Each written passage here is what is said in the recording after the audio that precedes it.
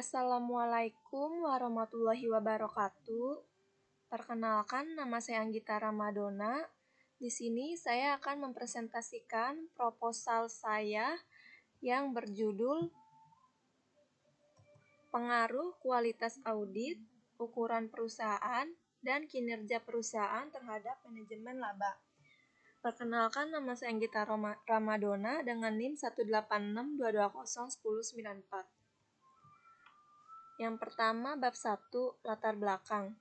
Manajemen laba merupakan suatu tindakan yang dilakukan oleh manajer dengan cara memanipulasi laporan keuangan dengan tujuan untuk menguntungkan dirinya sendiri atau manajer maupun keuntungan perusahaan.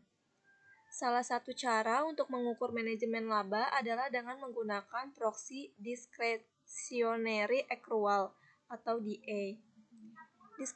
Discretionary accrual adalah komponen akrual yang berada dalam kebijakan manajer.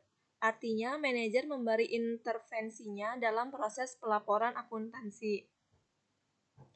Manajemen laba diduga muncul atau dilakukan oleh manajer atau para pembuat laporan keuangan dalam proses pelaporan keuangan suatu organisasi karena mereka mengharapkan suatu manfaat dari tindakan yang dilakukannya. Kemudian rumusan masalah. 1. Apakah kualitas audit berpengaruh terhadap manajemen laba? Yang kedua, apakah ukuran perusahaan berpengaruh terhadap manajemen laba? Yang ketiga, apakah kinerja perusahaan berpengaruh terhadap manajemen laba? Tujuan penelitian. Ingin mengetahui pengaruh kualitas audit, ukuran perusahaan, dan kinerja perusahaan terhadap manajemen laba pada perusahaan sektor infrastruktur, utilitas, dan transportasi yang terdaftar di Bursa Efek Indonesia atau BEI tahun 2018 sampai 2020. Bab kedua, pengembangan hipotesis. Pengaruh kualitas audit terhadap manajemen laba. Pengaruh antara kualitas audit terhadap manajemen laba, teori agensi menyatakan bahwa agen memiliki banyak informasi daripada prinsipal, karena prinsipal tidak dapat mengamati kegiatan yang dilakukan agen secara terus-menerus. Dalam kondisi asimetri seperti ini, perlu ada orang ketiga, yaitu auditor sebagai pihak. Sudut pandang teori agensi menjelaskan bahwa ketika kepentingan manajemen bertentangan dengan kepentingan pemegang saham, manajemen mungkin tidak bertindak sesuai dengan kepentingan pemegang saham. Selanjutnya, pengaruh ukuran perusahaan terhadap manajemen laba. Pengaruh antara ukuran perusahaan terhadap manajemen laba. Ukuran perusahaan merupakan nilai yang menunjukkan besar kecilnya perusahaan. Terdapat berbagai proksi yang biasanya digunakan untuk mewakili ukuran perusahaan, yaitu total aset. Semakin besar aset, maka semakin banyak modal yang ditanam. Semakin banyak penjualan, maka semakin banyak perputaran uang. Dan semakin besar kapitalisasi pasar, maka semakin besar pula ia dikenal dalam masyarakat. Selanjutnya, pengaruh kinerja perusahaan terhadap manajemen laba. Pengaruh antara kinerja perusahaan terhadap manajemen laba, teori keagenan menjelaskan bahwa apabila perusahaan berada dalam kinerja perusahaan buruk, pihak manajemen akan melakukan tindakan manajemen laba dengan cara menaikkan laba akuntansinya.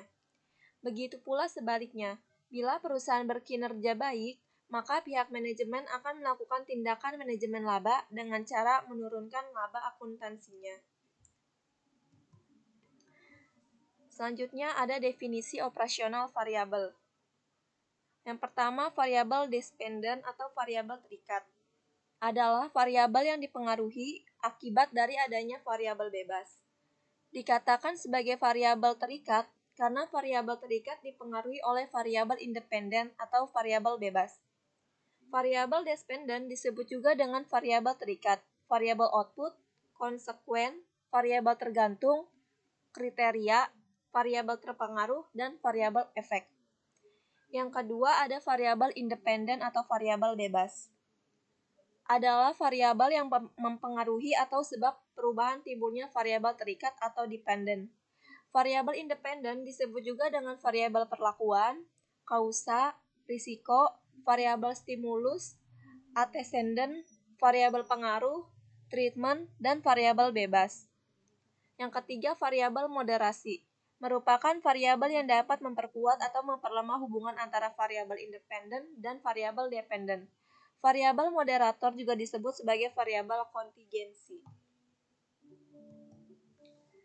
Selanjutnya ada metode penelitian. Yang pertama, pendekatan penelitian. Penelitian ini dilakukan dengan menggunakan dua metode analisis, yaitu descriptive analysis dan verifikasi analisis deskriptif, yaitu analisis yang digunakan untuk meneliti dengan cermat pengaruh kualitas audit, ukuran perusahaan, dan kinerja perusahaan terhadap manajemen laba. Yang kedua, metode analisis data. Penelitian ini menggunakan metode kualitatif. Analisis yang digunakan untuk mengukur penelitian ini memakai analisis regresi linier berganda. Diawali dengan statistik deskriptif, uji asumsi klasik atau uji normalitas, uji multikolinearitas, uji heteroskedasisitas, dan uji autokorelasi, dan uji hipotesis. Teknik analisis yang dilakukan dengan bantuan software SPSS atau Statistical Product and Service Solution.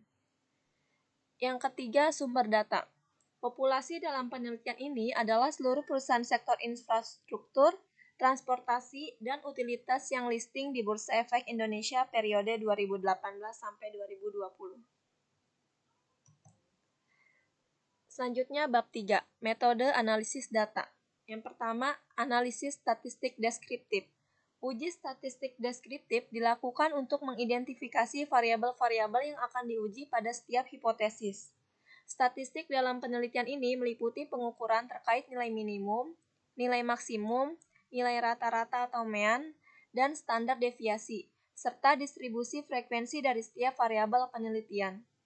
Yang kedua, yaitu pengujian asumsi klasik. Ada uji normalitas.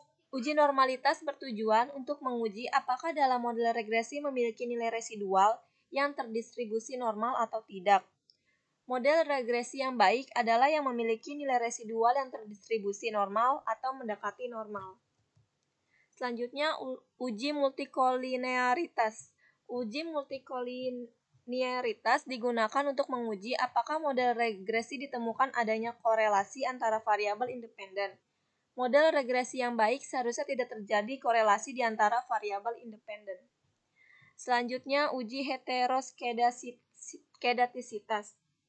Uji heteroskedasisitas adalah untuk melihat apakah terdapat ketidaksamaan varian dari residual satu pengamatan ke pengamatan lain.